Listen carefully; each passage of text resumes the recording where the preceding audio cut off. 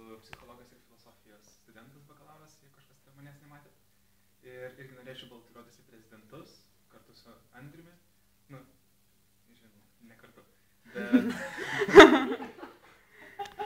iš tiesų, kodėl aš norėjau pabandyti į prezidentus, bent jau pabandyti. Tai dėl to, kad man tai atrodo labai natūralus sprendimas, nes labai daug su lietuviais bendrauju užsienyje ir Oksforde dažnai prisidedu aktyviai prie visų renginių, organizuojam nuo metų pradžios. Ir tiesiog tai buvo labai natūralus sprendimas ir labai norėčiau toliau plėsti savo veiklą ir įgauti galbūt šiek tiek daugiau galių, kas automatiškai ateina su pozicija, gali gauti daugiau galių plėsti savo veiklą ir daryti didesnius darbus. Tai norėčiau realiai darbus išplėsti dvi dalis. Tai yra į vidaus Oksfordo bendrijos reikalus ir į išorės. Tai į vidaus, būtent ką mes čia veiksime Oksforde, tai turiu kaip ir keletą idėjų, kad būtent reikėtų organizuoti, kad ir kas 2 savaitės reguliarius susitikimus, kas norėtų ateiti, kas nenorėtų neteiti.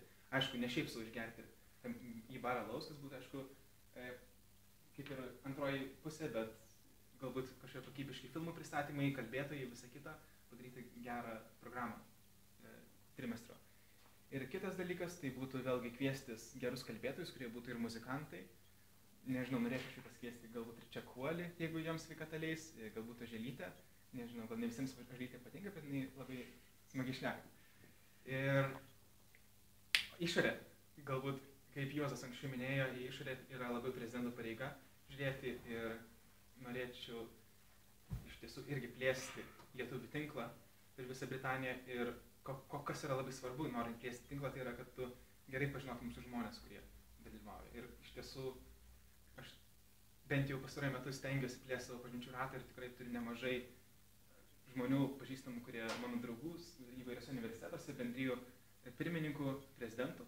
Ir pavyzdžiui, St. Andrews universiteto prezidentas, Glasgow universiteto prezidentas, tas pats JKJLS sekretorius Vyginas Jakus ir taip toliau. Tiesiog su jais pasikalbėti, pabandyti bendradarbiauti kažką.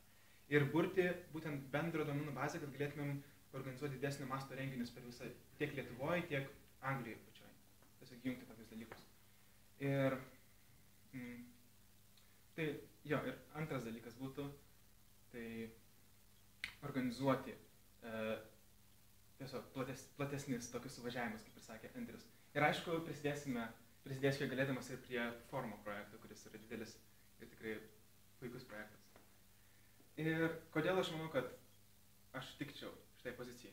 Visų pirma, dėl to, kad vėlgi turiu nemažai vadovavimo patirties. Nuo praeitų metų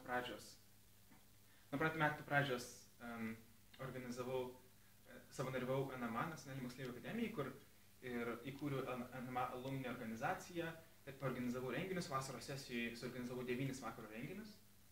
Tai vėlgi tie patys kalbos, filmų parodymai ir visą kitą, tai turiu tame patirties.